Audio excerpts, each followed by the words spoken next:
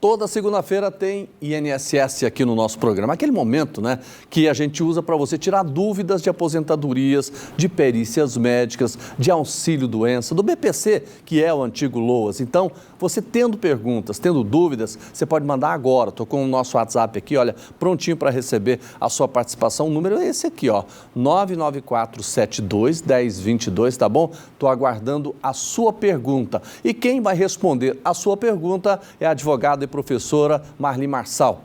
Doutora, tudo bem com a senhora? Bom dia, Jordevá. Tudo bem com você? E um abraço para quem está nos ouvindo, né, nos vendo aí hoje. Pois é. Tem novidades? Jordevá, está se avizinhando uma novidade aí que não é boa. Não é boa? Não é boa, principalmente para quem recebe BPC. O governo, naquele corte de gastos anunciado na semana passada, ele anunciou a parte do gastos com o INSS, ele já vinha reclamando há muito tempo sobre o gasto com o BPC, já tinha cortado 400 mil benefícios de BPC, já tinha anunciado 800 mil de pente fino. Então, o que o governo falou agora? Nós vamos mudar agora as regras para alcançar o BPC LOAS. Então, o governo fez um projeto de lei, já encaminhou para o Congresso para alterar a concessão dos BPCs. Sem contar que o governo falou que vai revisar todos os BPCs que estão concedidos atualmente. Então, a pessoa tem que ficar bastante atenta com a documentação, com relação ao CAD único, preencher o CAD único da maneira correta, sem mentir no CAD único. E tá? atualizar. E atualizar o CAD único para que, na hora que esse pente fino chegar, esse grande pente fino, que é uma revisão, é uma revisão em todos os benefícios, Jordevá. Doutora, vamos pegar. Hoje, vamos olhar o que tem hoje, né, e o que o governo propõe. Como é que é hoje o BPC, que é o antigo LOAS? O BPC é um benefício de prestação continuada que é dado para o idoso acima de 65 anos de idade e para o deficiente de qualquer idade. O conceito de deficiência para a concessão do BPC é que a pessoa tem um impedimento de longo prazo. Longo prazo seria considerado 2 anos, é o que a jurisprudência entende de impedimento de longo prazo. Agora, o que o governo quer? Mudar o conceito de deficiência para uma invalidez para o trabalho e para a vida independente, ou seja, a pessoa precisar de uma segunda pessoa para cuidar dela, para ela ter direito ao BPC. Uma invalidez permanente. Uma invalidez permanente, que a pessoa realmente seja inválida para poder receber o BPC, o que é muito injusto. E outra coisa também, Jordevá, que vai mudar também, que ele quer que mude, né? Ele quer que seja revogado o artigo 34 do Estatuto do Idoso. O que ele diz o artigo 34? A renda de um idoso não será computada para fins de renda per capita no caso de ter mais de um idoso em casa ou um deficiente recebendo. Então, por exemplo, eu posso ter 2 idosos hoje recebendo um BPC em casa? Posso. Eu posso ter um idoso e um deficiente recebendo BPC na mesma casa? Posso. O governo quer que apenas uma pessoa da casa receba o BPC, somente. O que é muito pouco, né, doutora? Porque o idoso, primeira coisa, que ele já consome mais da metade de um salário mínimo com remédio. Tranquilamente, Jordevá, se ele não usar a fralda. Porque se ele usar a fralda nem sempre tem ela disponível pela prefeitura. Então, ele sempre vai precisar de medicação. É a hora que a pessoa está doente, que ela vai precisar de sonda, de medicamento. Nem todos os medicamentos essa pessoa tem disponível pelo SUS. Então, vai aumentar bastante a miserabilidade no nosso país. Agora, lembrando, é só um projeto de lei em caráter de urgência, que o governo quer passar É naquele corte de gastos. No corte de gastos, é aquela lei do projeto do corte de gastos. Então, eu tenho medo só da rapidez. E passar sem discutir o assunto. Então, isso é perigoso para a gente. Então, você que tem BPC, que é o antigo LOAS, faça a atualização do seu cadastro e faz nos CRAS, né? Faz nos CRAS. Vai no CRAS mais próximo da sua casa e você vai lá e faz a atualização do CRAS. Outra coisa, o governo hoje, Jordevá, ele cruza dados. Então, se o Jordevá me pede aqui, Marli, passa um Pix, aqui eu vou te dar em dinheiro e você passa um Pix. O Pix está saindo da minha conta. Eles estão pegando isso, eles estão fazendo cruzamento de dados para saber se os seus gastos, que você gasta com cartão de crédito, que você paga Pix, se realmente dá só um salário mínimo, que é o que você recebe de BPC. Então, eles acham que tem renda informal. O governo já falou o seguinte, na fala do Haddad, do ministro da Fazenda, nós já temos conhecimento de que tem pessoas que têm rendas informais e não informam ali do CAD único. Aí é picaretagem também. Aí né? é picaretagem, não né? pode. Mas, doutora, tem a pergunta aqui da Joanice Macedo. Ela gostaria de saber se quem tem fibromialgia é necessário ter contribuição pelo INSS para conseguir um benefício. Ela parou de trabalhar em 2019 e não está contribuindo. 2019 ela já perdeu a qualidade segurada, Jordevar. Então ela precisa voltar a contribuir com o INSS para ela poder ter direito. A questão da fibromialgia, a dificuldade que essa pessoa tem é só de provar.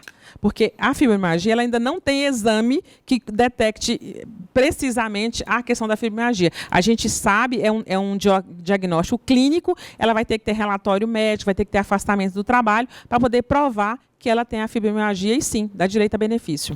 Doutora, nesse caso aí, ela pode continuar pagando? Pode, ela pode começar a pagar, continuar pagando. Aí, quando ela realmente estiver incapacitada para o trabalho, porque a fibromialgia, Jordevar, ela não sempre vai ficar grave ou aguda. Ela vai ter momentos em que ela vai conseguir trabalhar, fazer alguma coisa. Então, ela precisa de estar pagando o INSS para quando ela tem que pagar 6 meses aí, tá? Para depois ela fazer o requerimento de algum benefício previdenciário. Tá. Aqui, ó, eu tenho a participação da Adicionice Luiz da Abadia, tem 67 anos, mais 15 de contribuição, não é isso? Ela pergunta, a minha aposentadoria foi negada e ela pede, como é que se pode fazer? Ela pede ajuda. Nossa. 67 anos e 15 anos de contribuição e foi negado. Não tem como ser negado isso aí. Ela pode fazer o recurso ou procurar um advogado e entrar na justiça, porque aí ela vai ganhar. Ela só precisa de 15 anos de contribuição e 62 anos de idade. Nada mais além disso, ela tem que ter o benefício dela aí. 15 anos, já pagou o tempo. Já, né? Então, já. 15 anos é o tempo mínimo, o tempo mínimo, ela já está dentro, não tem como. E ela precisava só de 62 anos de idade, ela tem 67, já está atrasada 5 anos aí. Por exemplo, e quando a pessoa pede, por exemplo, ela entra com um processo administrativo no INSS solicitando a aposentadoria. Certo. E isso demora. Eu tenho uma pergunta aqui nesse sentido. Qual que é o tempo que a pessoa tem que esperar? Bom, normalmente no INSS o processo ele vai demorar de 45 dias, que é o tempo do processo administrativo.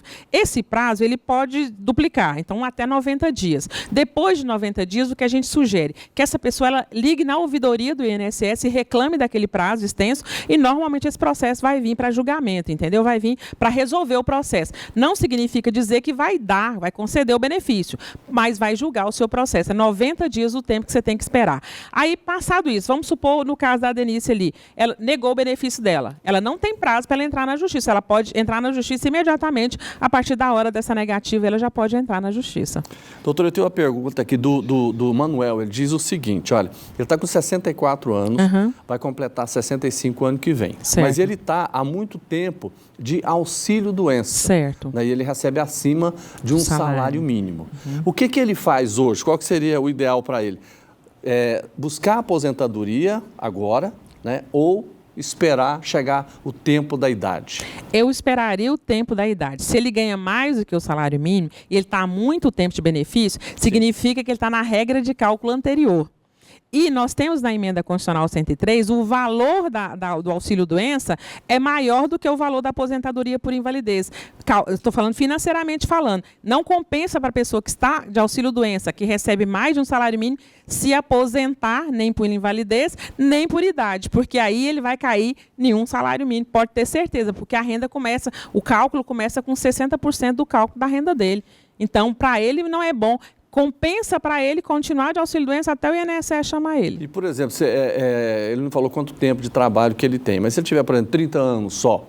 Aí a gente vê se ele encaixaria em alguma regra de transição, porque com 64 anos, talvez ele encaixe em alguma regra de transição, a gente pega um cálculo anterior para ele. Tá. Aí teria que ver essa questão do tempo. Teria que fazer as contas para saber o tempo de contribuição que ele tem. Então, para saber se ele encaixa na regra. Continua com o auxílio-doença. Continua com o auxílio-doença. Depois que ele sair do auxílio-doença, se ele encaixar em alguma dessas regras de transição, Jordevar, aí ele paga uma única contribuição como contribuinte individual e esse tempo todo que ele está de auxílio-doença é computado também, tá? Esse tempo todinho de auxílio-doença. Aliás, isso depois soma, né? Soma tudo. Você paga uma última contribuição, você paga uma única contribuição como contribuinte individual, pode ser de um salário mínimo que não vai alterar o valor e você computa todo esse tempo, é somado. Uma velha pergunta que não quer calar, professora. Olha, eu fui aposentado em 2003 mesmo, teve um acidente de trabalho, desde então passou a receber um auxílio acidente de trabalho permanente. Certo. Aí ele começou recebendo um salário mínimo e meio, mas hoje está no salário mínimo. Não, esse benefício dele, de metade do valor do salário de benefício que ele vai receber, ele é reajustado todos os anos. Não era para ter baixado esse tanto, não. Mas ele pode, então... Pode fazer a revisão desse benefício. Auxílio acidente de trabalho permanente. Então, permanente. Esse valor ele tem que ser reajustado todos os anos. Então, às vezes, o INSS não está aplicando o reajuste no salário de benefício dele. E o que é que ele faz? Ele procura a revisão no próprio INSS, faz a revisão no próprio INSS. Caso seja negado, ele procura um advogado e faz na Justiça. Professora Marli Marçal, obrigado pela participação. Uma boa tarde, boa semana. Boa semana para nós, hein, José? O prazer é todo meu e estou à disposição.